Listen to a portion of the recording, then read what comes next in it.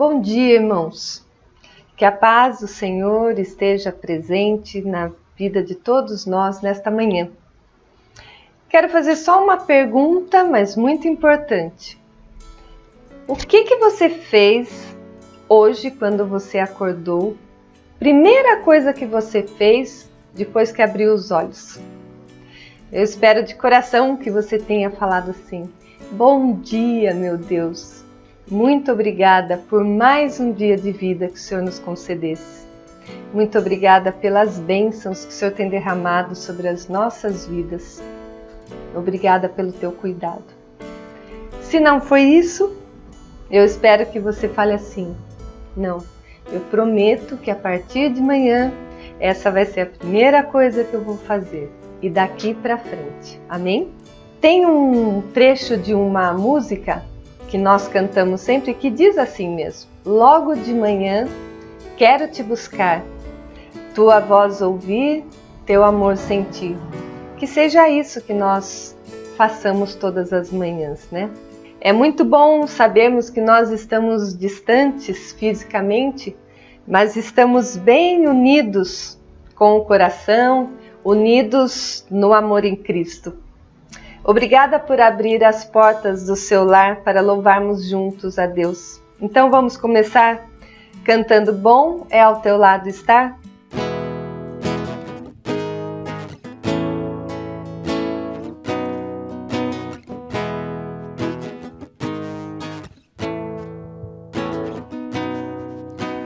Bom ao teu lado estar, junto a Deus vamos sempre louvar, sempre quero te amar.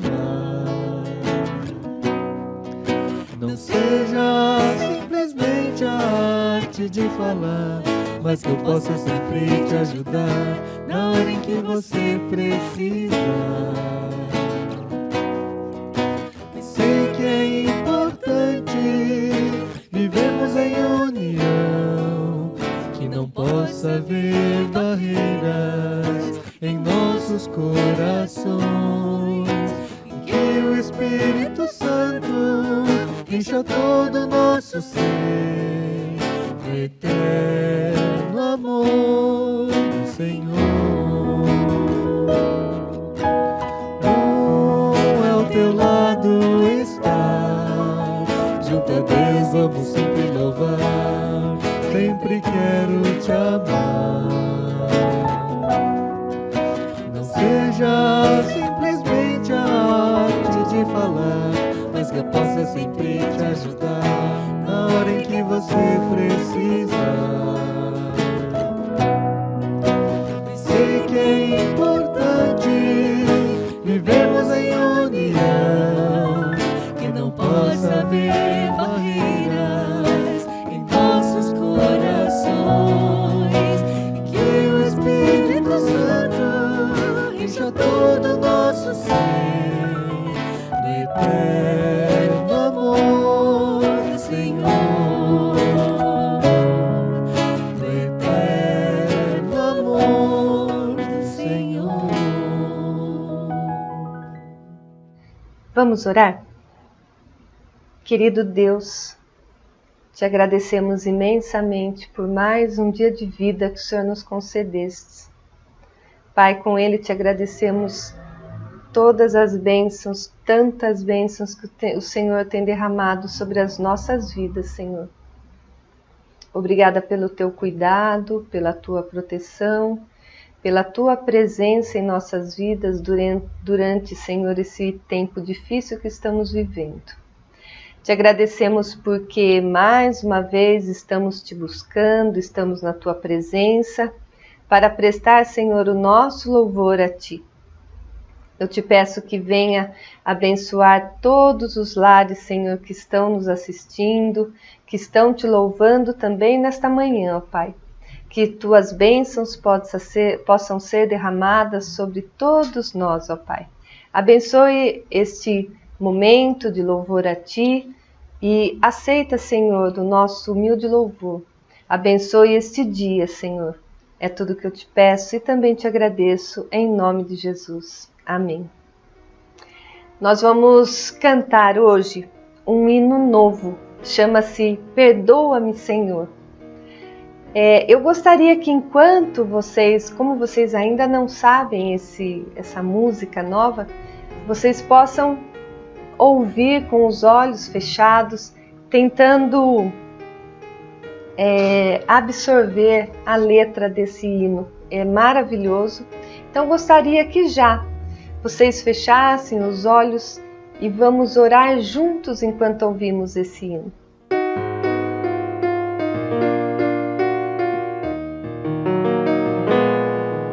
Perdoa-me, Senhor, se não vivi pra te servir, se meu agir o teu amor também não refleti.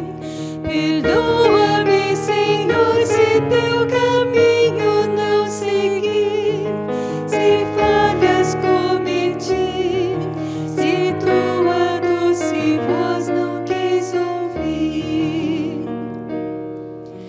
Escuta minha oração, Senhor.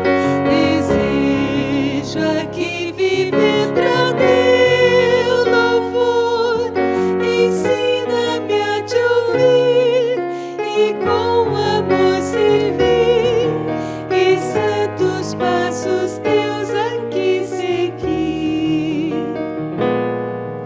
Perdoa-me, Senhor, se eu de ti me afastei, se meu caminho escuro tua luz não procurei. Perdoa-me, Senhor, se na aflição não te busquei, se eu não te sondei, se teu querer pra mim não procurei.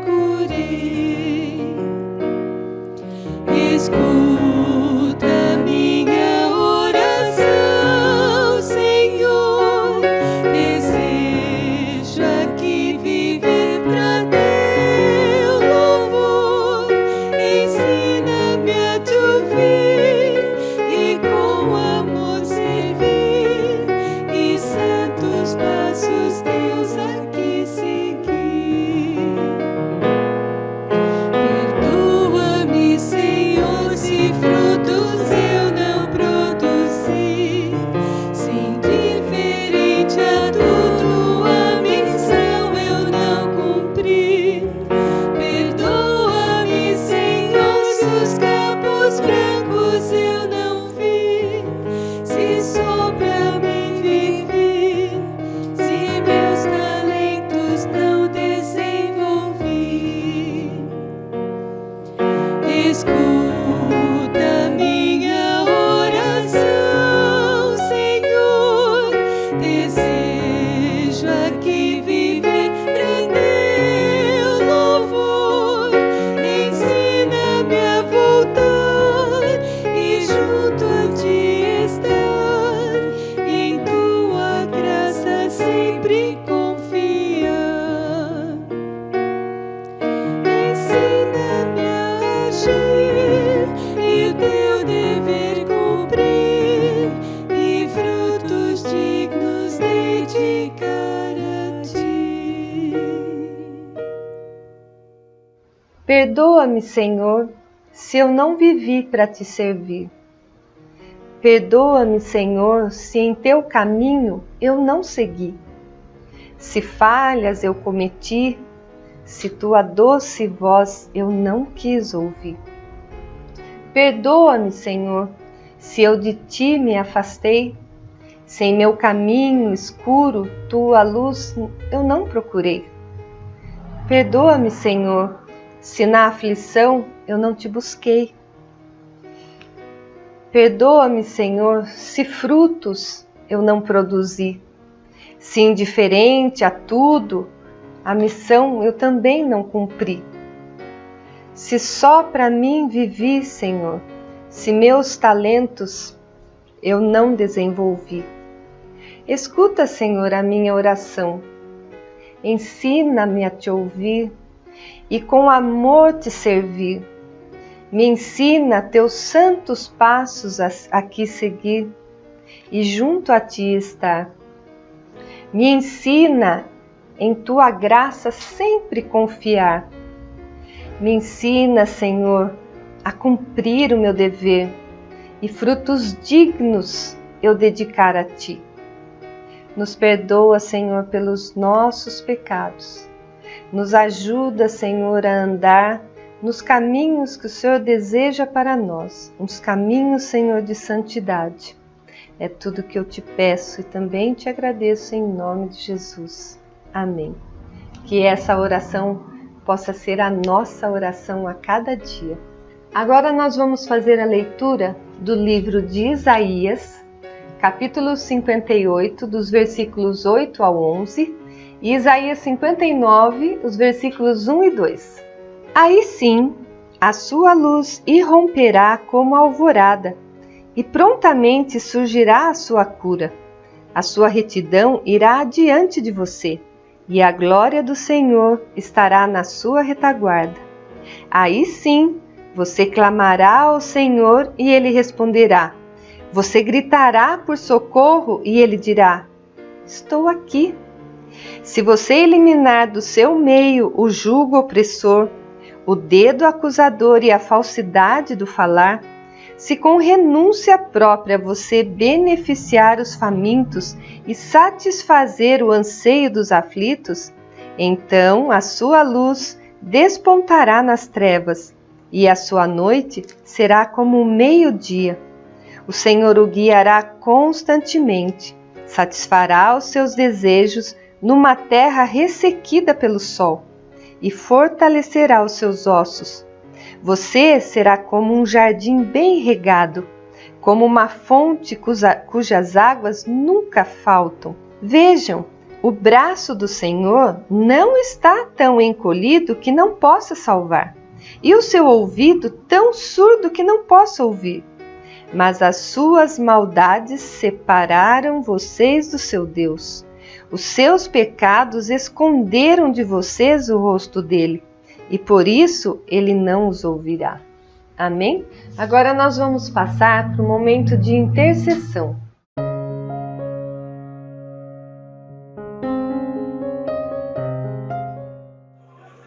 Bom dia, igreja. É com gratidão no coração, nesse momento de estar intercedendo pelos pedidos de oração e pelos agradecimentos. Vamos orar? Senhor Deus e Pai, te agradeço, meu Deus, por mais um dia de vida. Te agradeço, Senhor, por mais uma semana. Te agradeço pelos teus cuidados. Te agradeço, Senhor, porque o Senhor tem sustentado e guardado cada um de nós. Deus, obrigado pelas bênçãos recebidas, pelo consolo, pela paz que o Senhor traz ao nosso coração, Senhor. Deus, nesse momento, quero colocar, Senhor, diante de Ti, Pastor Binho e a família dele, Pai, pelo cunhado dele que faleceu, Pai, que o Senhor esteja, Deus, cuidando dessa família, guardando a fé dele, Senhor, em Ti. Deus, obrigado por ter o cuidado com a vida de cada um deles, Pai. Deus, nesse momento, que o Senhor esteja, Deus, cuidando e consolando, Senhor, o coração de cada um da família, Senhor.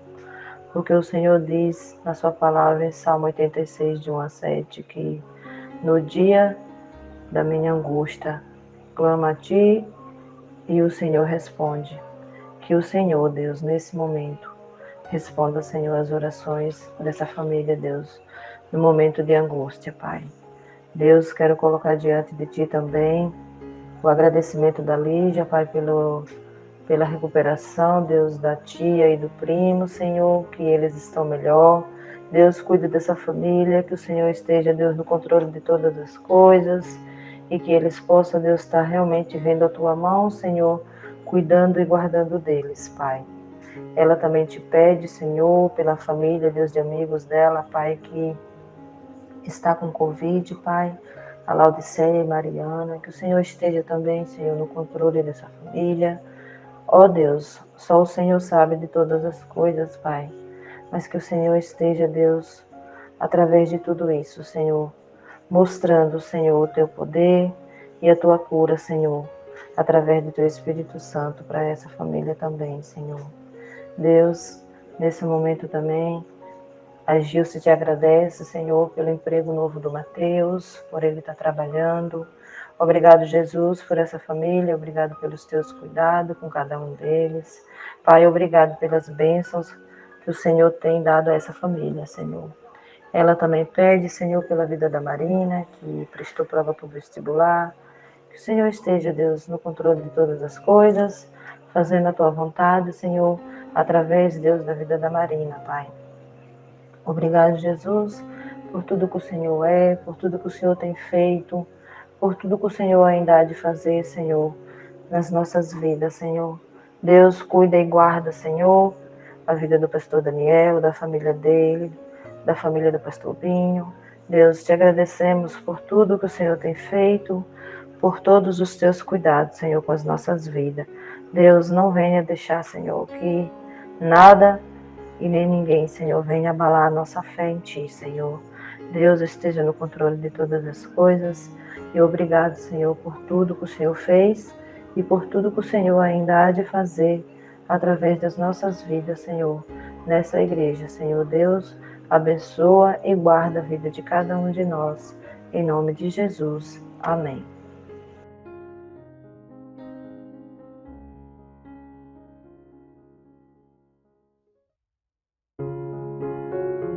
Segunda Coríntios 9:7 diz: Cada um contribua segundo tiver proposto no coração, não com tristeza ou por necessidade, porque Deus ama quem dá com alegria. Você pode entregar seus dízimos e ofertas por meio de transferência ou depósito na nossa conta bancária. Se quiser utilizar o Pix, coloque o nosso e-mail como chave ou o QR Code para fazer a transferência. Você também pode utilizar cartão de crédito ou boleto seguindo o link ou QR Code. Uma outra opção é combinar um horário e trazer o seu envelope até a igreja. Vamos orar? Querido Deus, ainda na Tua presença, queremos agora, Senhor, te agradecer por todas essas ofertas, Senhor, trazidas na Tua casa, que o Teu povo está trazendo, Senhor, os seus dízimos, as suas contribuições. Ó Pai, que esse dinheiro possa ser administrado, Senhor, com sabedoria. Que ele possa, Senhor, dar frutos, ajudando todas aquelas pessoas que estão precisando, Senhor. Abençoe grandemente, Senhor, a causa da igreja.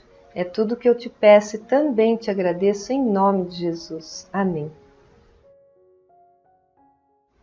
Vamos cantar agora a música Ofereço Minha Vida a Ti.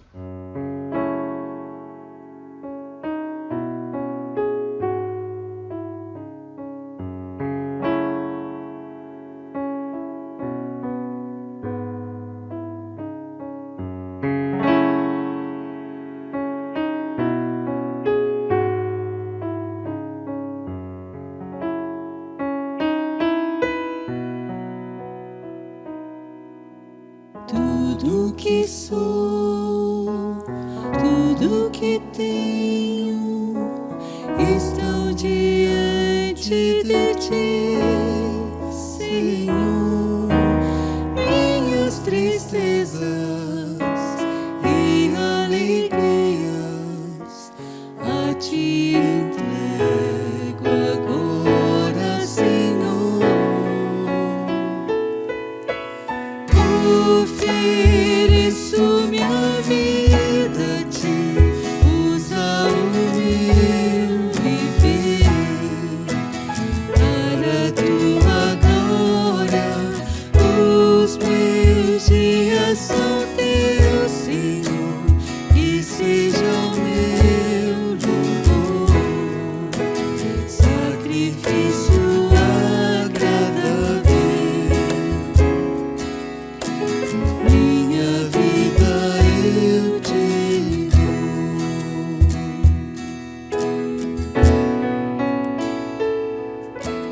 O meu passado, o meu futuro, sonhos que um dia se realizarão. Minha esperança e os meus planos, todo meu ser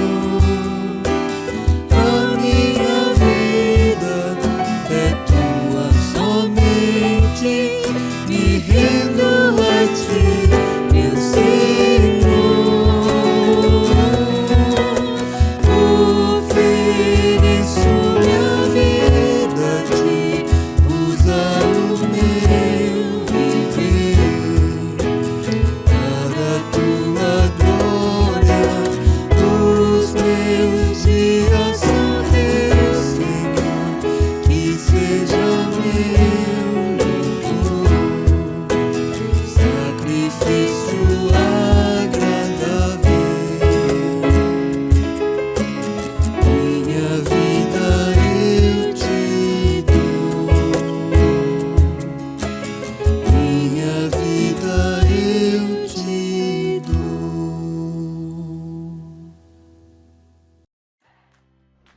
Essa semana nós temos uma lista bem grande de aniversariantes. Gostaria muito que vocês ligassem para essas pessoas, dando um parabéns, já que nós estamos tão distantes, né? Não estamos aqui juntos para poder dar um abraço bem gostoso, mas uma mensagem de carinho, um parabéns, é como se fosse um abraço bem apertado. Nós temos no dia 28 de fevereiro o seu Carlos Amendoeira, temos a Melissa Garcia, a Melissa Lima, temos Takako Siomi, nós temos dia 1º de março Tadashi Yamaguchi, no dia 3 temos Tatiane Otsubo, no dia 4 Mafê Araújo, no dia 4 também, Patrícia Cunha e Tafne Fujiwara. No dia 5, Cláudia Rezende. No dia 5 também, Henrique Rodrigues. E o seu Paulo Tokozima. Que Deus possa derramar grandemente suas bênçãos sobre cada vida. Que vocês possam completar mais um ano de vida com todas as bênçãos de Deus sobre vocês. Amém? Olá! Preste atenção nos avisos dessa semana. O próximo domingo é o primeiro domingo do mês e, como sempre, teremos o nosso tempo de jejum e oração a partir das 8h45. Depois do culto, teremos a celebração da Santa Ceia. Você precisa deixar o pão e suco de uva preparados para poder participar.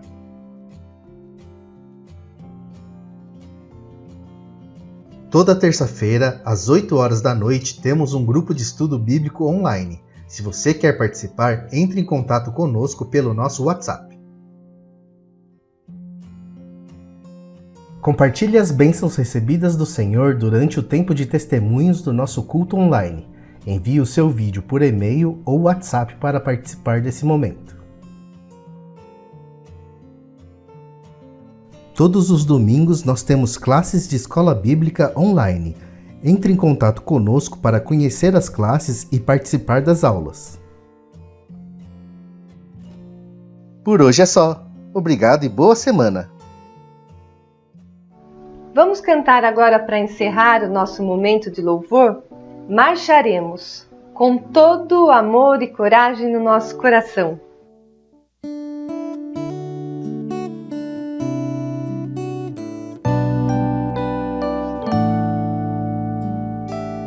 Nós queremos ouvir tua voz,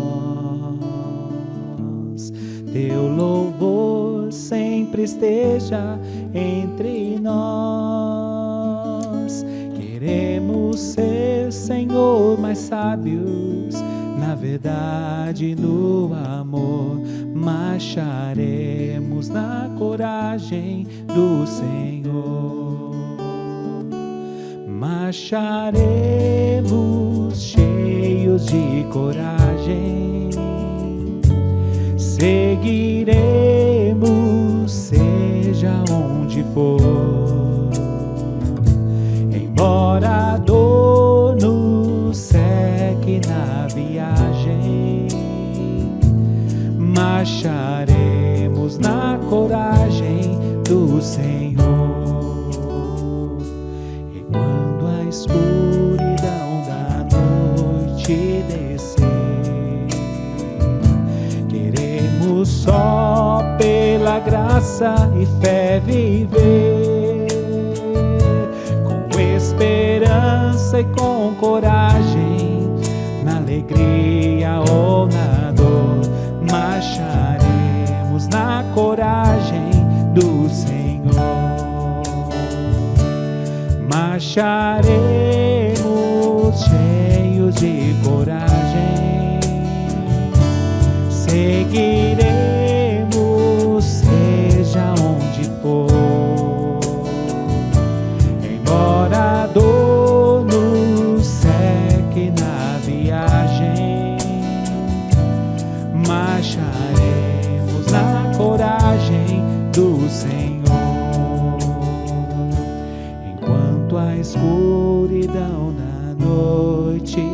merecer. Queremos só pela graça e fé viver, com esperança e com coragem, na alegria ou na dor, marcharemos na coragem do Senhor.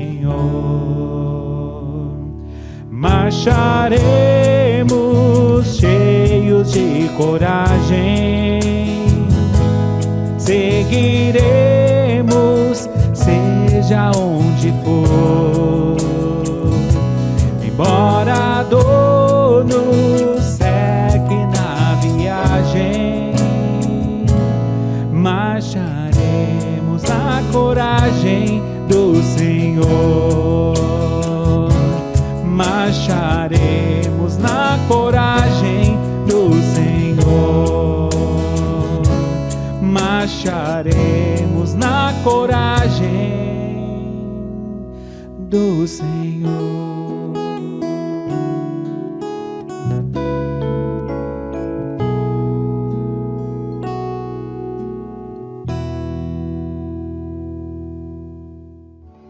Depois que terminar o culto, vocês poderiam voltar e ouvir esse hino, essa música novamente. As palavras são muito profundas. Eu desejo de coração, para mim também, que nós possamos nos apegar cada vez mais e mais em Deus, ler mais a sua palavra, aproveitar esses momentos que estamos guardadinhos dentro de casa, escondidos lá, quietinhos, para buscar mais a Deus, nos alimentarmos mais da sua palavra. E aí, se nós passarmos nesses momentos de dificuldade, nas tempestades, na escuridão da noite, na nossa vida, nós teremos mais coragem de seguir a nossa marcha, segurando na mão de Deus. Vamos orar? Querido e amado Deus, muito obrigada porque nós sabemos que nós podemos marchar na Tua companhia, ó Pai. Obrigada porque nós sabemos que se estivermos segurando em Tuas mãos, nós estaremos seguros, Senhor. Permita que essa música, a letra dessa música, seja a nossa vivência, ó Pai, e que nos dê a coragem que precisamos. Derrama sobre nós, Senhor, o Teu poder. Derrama sobre nós o Teu Santo Espírito, ó Pai, e nos abençoe durante essa semana que se inicia.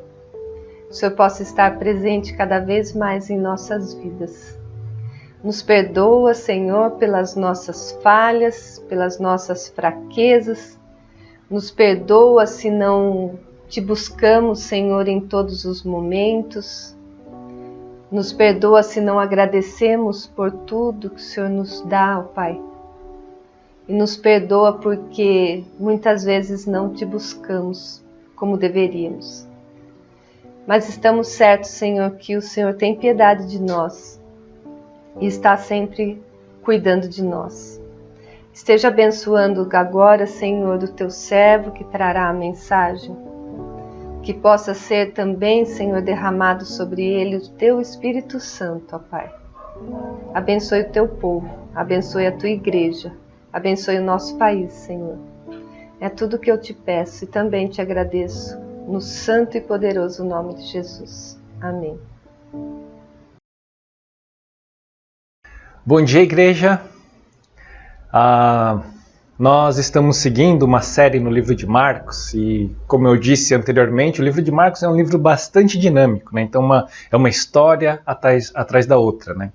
O livro de Marcos começa lá com João Batista, que era o Elias que havia de vir, vinha preparar o caminho do Senhor, né? Logo depois disso, então Jesus é batizado, ele começa o seu ministério, realizando milagres, realizando curas, expulsando demônios, e nisso muita gente começa a querer se achegar perto de Jesus, né? Principalmente por causa dos milagres, né? E em um dos milagres que Jesus faz, ele cura um paralítico que eles descem lá pelo telhado, acho que você já ouviu essa história, né? E antes de curar, ele fala, filho, seus pecados estão perdoados, né? E nisso já começa a gerar uma revolta nos fariseus, os mestres da lei, aqueles que estudavam a lei, e começa aí um questionamento, né? Depois Jesus, ele chama Mateus, né, que era um publicano, ele vai na sua casa, ele come lá e esses fariseus começam a questionar, ele está comendo com pecadores e publicanos, gente ruim. Então os fariseus, eles começam a olhar só os defeitos das coisas que Jesus estava fazendo, né? Eles reparam que Jesus e os seus discípulos não estavam jejuando no momento em que os discípulos de João e os demais fariseus estavam jejuando. Os discípulos de Jesus não estavam jejuando, e eles começam a questionar sobre isso, né? Depois disso, na última mensagem a gente falou a respeito do sábado, onde os discípulos de Jesus estão colhendo espigas no sábado e os fariseus vêm questionar novamente, né? Olha, os seus discípulos estão fazendo o que não é lícito no sábado, né? A figura desses fariseus aqui nessas passagens que a gente viu lá atrás me lembra um desenho dos Smurfs. Tinha um rapazinho lá que era o Ranzinza, que qualquer coisa que alguém fizesse, ele falava, eu odeio isso, né? Então, se tá sol, eu odeio sol. Se tá chuva, eu odeio chuva. Se tá nuvem, eu odeio nuvem. Se tá aberto, eu odeio o céu azul.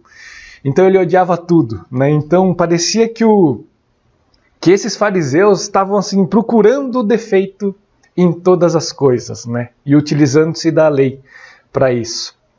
E pensando a respeito disso, eu me lembrei de um episódio, aliás, de 2 episódios que aconteceram, né, comigo. Então, na empresa, a gente estava relançando um produto que era patenteado, né, a tecnologia a gente patenteou e tal, estava relançando, né?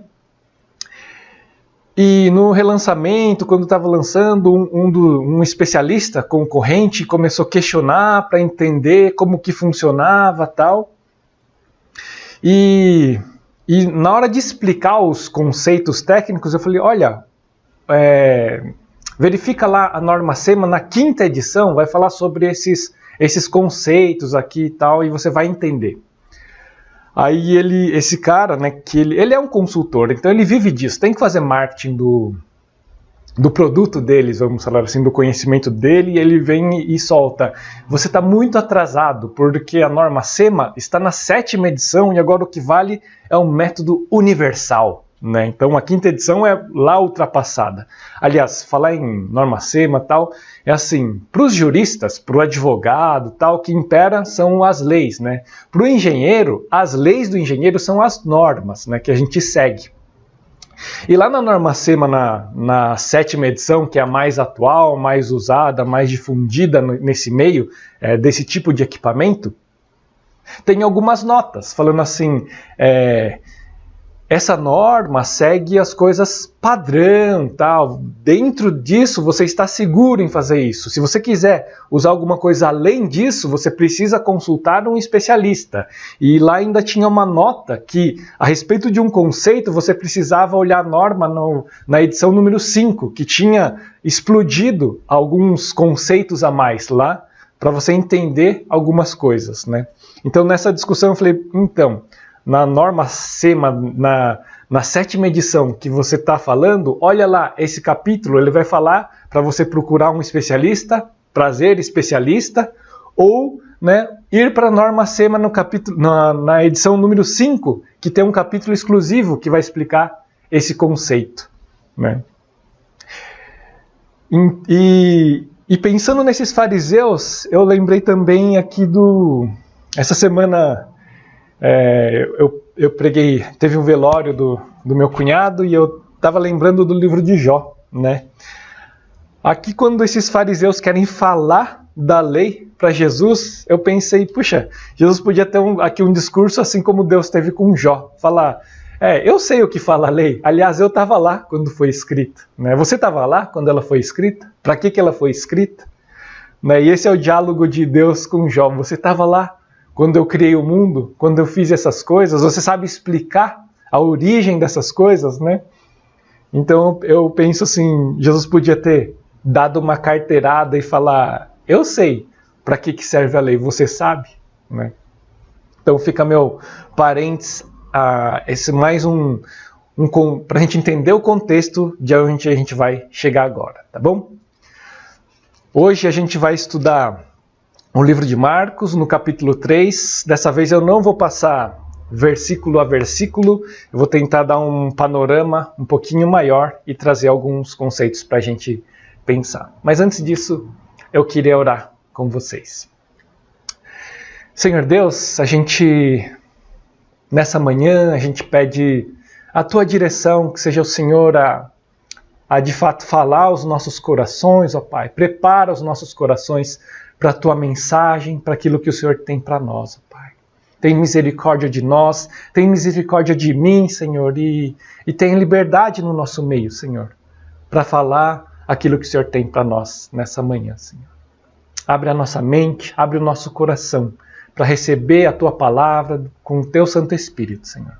Nós oramos desde já agradecidos, no nome santo de Jesus. Amém. Amém. Então, queridos, no capítulo 3 de Marcos, começa com a história do homem da mão ressequida. Né? No livro de Mateus, essa história ela é um pouquinho mais detalhada, né? Fala que parece que foi meio que uma armadilha dos fariseus para pegar Jesus. Né? Então, Jesus está lá na sinagoga e eles trazem um homem com a mão atrofiada, ou a mão ressequida. E isso é um sábado. Aliás, é o mesmo sábado da última mensagem que a gente compartilhou. Né? E eles querem ver a reação de Jesus. E Jesus chama aquele homem para o meio, né? Fala, vem aqui para o meio. Né? E Jesus pergunta, é lícito nos sábados fazer o bem ou fazer o mal? Salvar uma vida ou deixar morrer? Né? E eles ficaram em silêncio. Né? E nisso fala que Jesus ficou entristecido com a dureza do coração daquelas pessoas. E aí falou para o homem, filho, estenda a mão. Né? E o homem estendeu a mão e a mão dele foi restaurada. Por ser sábado, os fariseus, né, os mestres da lei, eles não esperavam que isso fosse acontecer, eles não queriam, né, que isso acontecesse, porque era um sábado, então não podia ser feito, no entendimento deles, não podia ser realizado um milagre, um trabalho, alguma coisa do tipo. Né? E por causa disso, né, os fariseus saíram dali e com os herodianos logo começaram a conspirar contra Jesus, procurando ver como o matariam. O que acontece aqui? Então a gente falou um pouquinho nas mensagens anteriores que quando Jesus começa a curar, quando ele começa a expulsar demônio, muita gente começa a seguir a Jesus. Então a popularidade de Jesus começa a aumentar. Por consequência, a popularidade desses mestres da lei começa a diminuir. Eles devem estar perdendo seguidores para Jesus. Né? E isso os incomoda de tal maneira que eles estão ali a todo momento tentando Jesus, querendo ver algum deslize de Jesus, né, para poder acusá-lo. Né? E o interessante no versículo 6 é que eles chegam ao ponto de... Olha só, os fariseus saíram dali e com os herodianos logo começaram a conspirar contra Jesus. Para quem não sabe, né, os herodianos eram aqueles judeus que apoiavam o Império Romano. Né? Então, apoiavam as decisões do Império. Óbvio que provavelmente eles deviam ter algum tipo de benefício. Normalmente os publicanos eram herodianos, né? Ou seja, estavam apoiando o Império Romano na época, mas os fariseus, que eram da outra parte dos judeus, que de certa forma eram oprimidos pelo Império, né, eles odiavam não só o império, mas também os herodianos. Os publicanos a gente já viu aqui que eram odiados porque eram considerados traidores do povo. Vocês estão apoiando esse governo que nos oprime, né? Então eles eram praticamente inimigos mortais aqui, mas pelo que Jesus estava fazendo, eles começaram a conspirar junto com os herodianos, né? Para ver como matariam a Jesus. Olha o ponto em que chegaram. Refletindo um pouco a respeito dessa passagem, eu lembrei de uma história, né? Teve um sábio que estava com seu discípulo, e eles estavam andando numa região meio desértica, assim, não tinha nada em volta, eles estavam com fome, e lá no cume ali do monte, eles viram uma casinha bem simples, né? E eles falaram, não, vamos lá ver se tem alguma coisa para a gente comer. Né? E chegando nessa casinha bem simples, tinha uma família bem pobre mesmo, e tinha uma vaca, né? E conversando tal, eles descobriram que a família dependia exclusivamente da vaca. Da vaca tinha o queijo que eles vendiam, da vaca tinha o leite que eles bebiam, então todo o sustento daquela família pobre vinha da vaca. E ainda assim eles ofereceram o queijo que era da família para o sábio e o seu discípulo. Eles comeram, ficaram felizes tal, e descendo, né, desse monte tal, seguindo o caminho deles, né, o discípulo fala para o mestre, mestre, puxa, que família humilde, sofrida, né, eles dependem exclusivamente da vaca, né, eu queria poder fazer alguma coisa para ajudar essa família, né.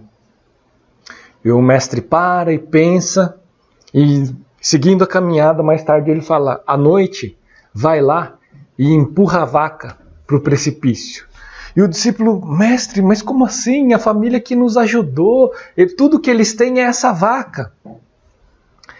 Mas, sabendo da sabedoria do mestre e tal, o discípulo não quis desobedecer, né? E à noite, na madrugada, ele foi lá e empurrou a vaca do precipício.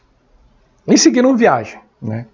Depois de alguns meses ou anos, eles voltando, passando por aquela região, né, eles olham lá para o monte, né, e não tem mais aquela casinha velha. Né, e o discípulo desesperado fala, puxa, acho que aquela família deve ter morrido e uma família rica construiu esse castelo no lugar. Né. Mas o mestre fala, não, vamos visitar lá. E quando eles entram lá, quem os recebe? Né, nesse castelo é a família que antigamente era pobre. E eles começam a contar a história, falando, puxa, a gente tinha uma vaquinha e a gente dependia exclusivamente dela, mas por uma tragédia, numa noite, numa madrugada, ela caiu do precipício e morreu, e a gente perdeu a nossa fonte de renda. E a gente teve que buscar outra coisa para fazer, e a gente começou outros negócios. E de uma forma milagrosa, a nossa família prosperou e agora a gente tem, inclusive, esse castelo aqui, que é uma das propriedades. Né? Então a história termina aí. Qual é o paralelo disso?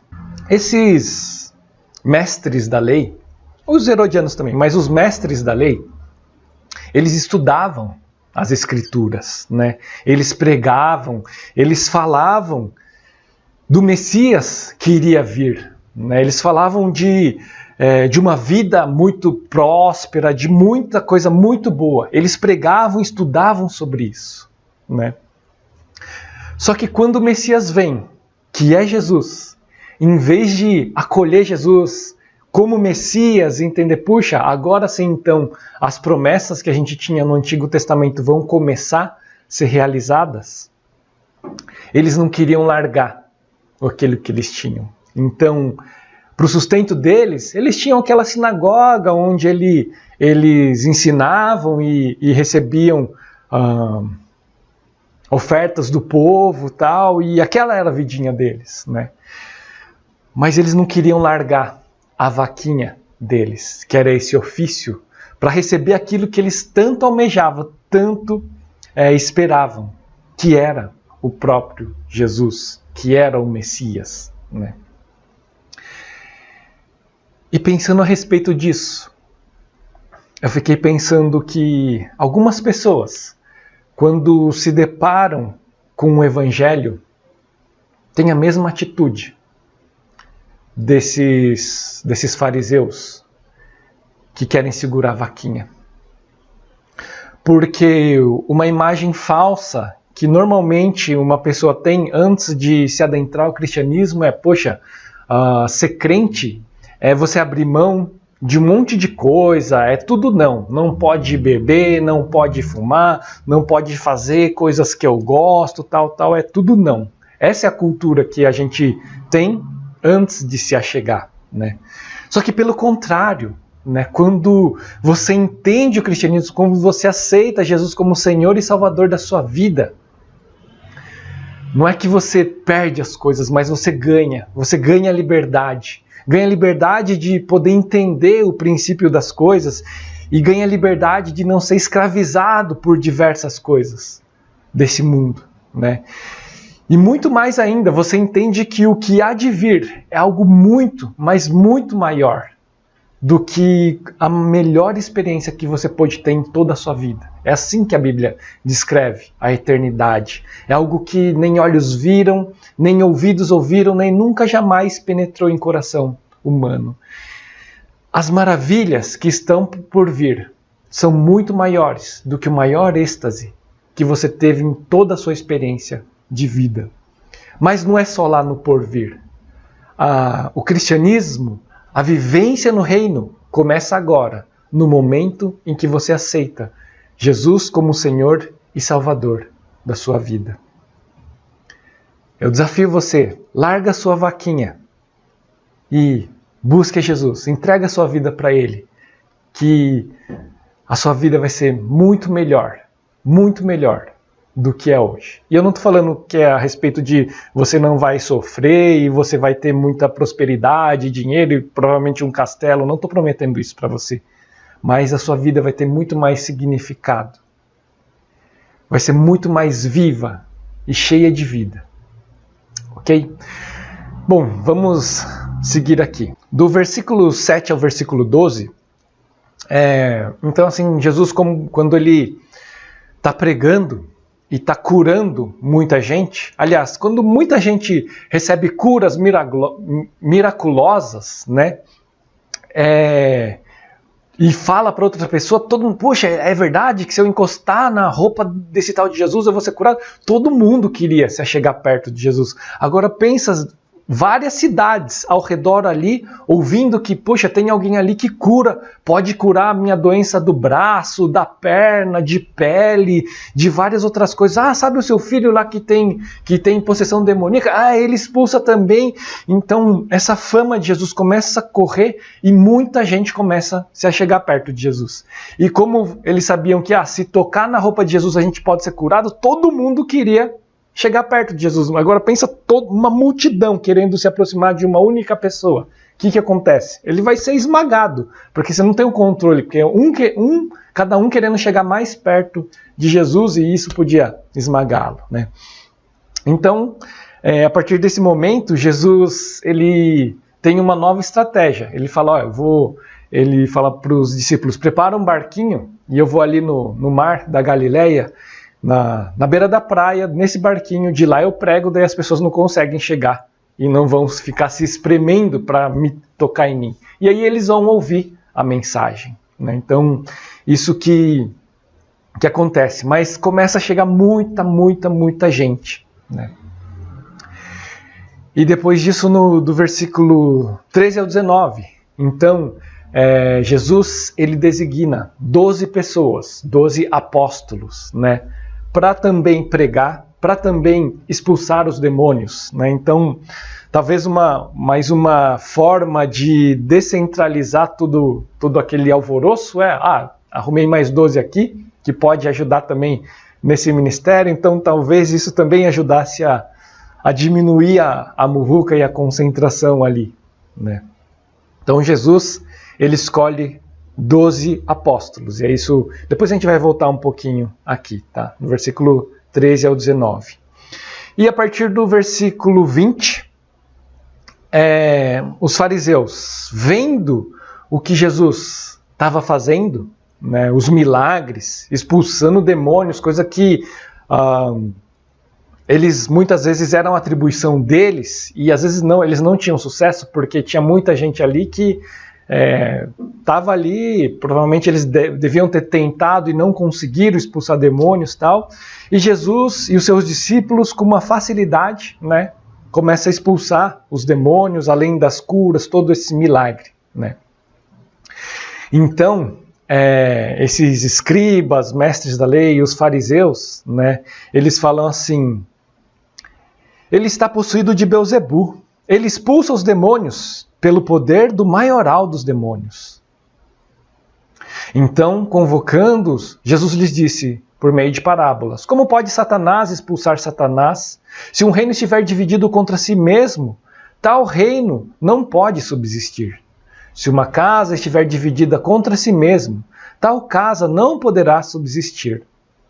Se Satanás se levantou contra Satanás mesmo e está dividido, não pode subsistir.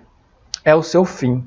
Ninguém pode entrar na casa do valente para roubar-lhe os bens, sem primeiro amarrá-lo, e só então saquear a casa dele.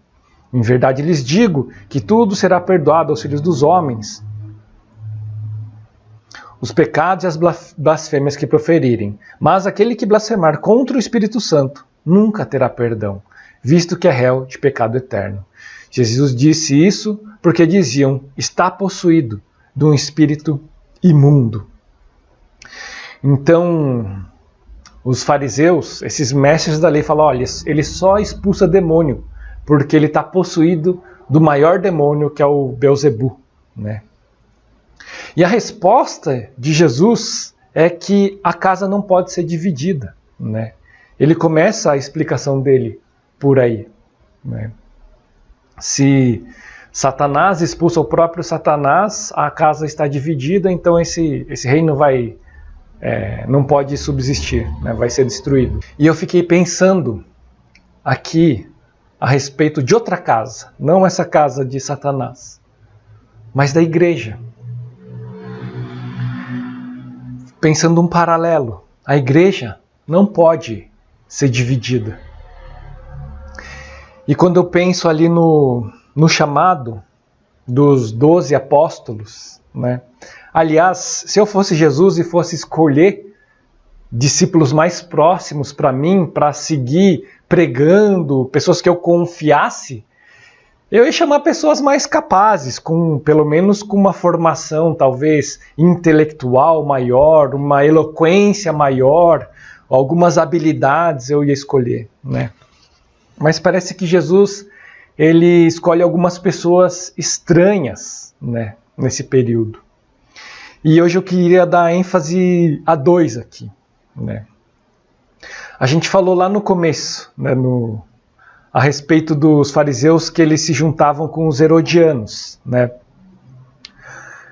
Mateus era um cobrador de impostos, provavelmente um publicano, então provavelmente também um herodiano, se a gente fosse pensar assim. E ele cobrava impostos dos judeus para entregar para o Império Romano, né? Então provavelmente era um apoiador do Império, né? Do Império Romano, que oprimia os judeus, né? Mas Jesus chamou esse cara para ser um dos seus 12 apóstolos. E nessa chamada de Jesus faz questão aqui, Marcos faz questão de falar Simão o Zelote. Um dos 12 apóstolos era um tal de Simão o Zelote. Esse Zelote não é o sobrenome do Simão. Zelote também era o partido, vamos falar assim, desse tal de Simão. E quem eram os zelotes? Os zelotes eram aqueles caras que não aceitavam, né, o subjugamento do Império Romano. Eles queriam derrubar o Império Romano, né, para que o povo judeu pudesse ter toda a sua glória novamente, né? Então, os zelotes, eles eram conhecidos como aqueles da adaga, então que às vezes usava até de violência, né, contra os romanos, né? Então era um pessoal que queria a supremacia do povo judeu, em detrimento à supremacia do Império Romano. Né? Se a gente pensar nessas duas figuras, de Mateus e Simão, acho que a gente vê dois extremos. Né? Um que apoia esse governo romano e o outro que a todo custo quer derrubar esse Império Romano. E Jesus fez questão de convidar um de cada um para ser aqueles dos mais próximos dele. Sabe o que Jesus ensina aqui para a gente então? Que para a formação da igreja que ele queria, que ele almejava, que ele estava começando ou queria começar, Jesus chamou pessoas de pensamentos, de cultura, de formações diferentes. E ele queria todos esses. Ele amava todos esses. Em outros textos, Jesus vai falar que ele amava e cuidou de todos eles, não perdendo eles. Né? Jesus amava. Mas muitas vezes a gente age como aqueles fariseus. E a gente quer que todas as pessoas pensem da maneira que a gente pensa, sigam os mesmos costumes que a gente segue, né? Ajam e falem da mesma maneira com que a gente age, com que a gente fala. E se não faz, a gente critica e a gente briga. Né? O que Jesus está ensinando nessa passagem é que nenhuma casa pode ser dividida, porque se ela se dividir, ela vai definhar. Então, quando você olhar para um irmão que talvez tenha um pensamento ou uma forma de viver diferente da sua, não seja como um fariseu que julga e condena, né? Pense como Jesus. Jesus queria a igreja dele unida. Né? E unidade não é sinônimo de uniformidade. Na igreja pode ter pessoas diferentes, pessoas mais altas, mais baixas, todos são bem-vindos, gordo, magro, não importa a cor da sua pele, todos são bem-vindos. E a gente deve amar os nossos irmãos. E se a igreja estiver dividida, a gente vai definhar.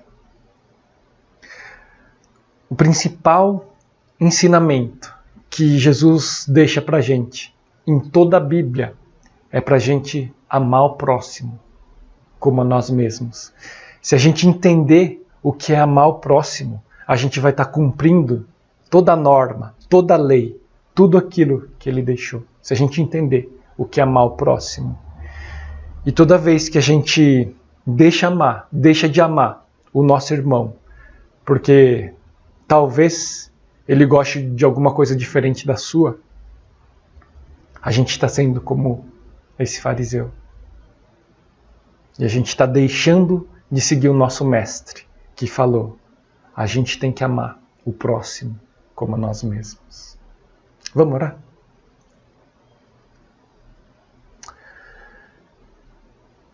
Senhor Deus, tem misericórdia de nós. Tem misericórdia de nós que somos rápidos em reconhecer as falhas dos outros, reconhecer os tropeços das outras pessoas, ó Pai.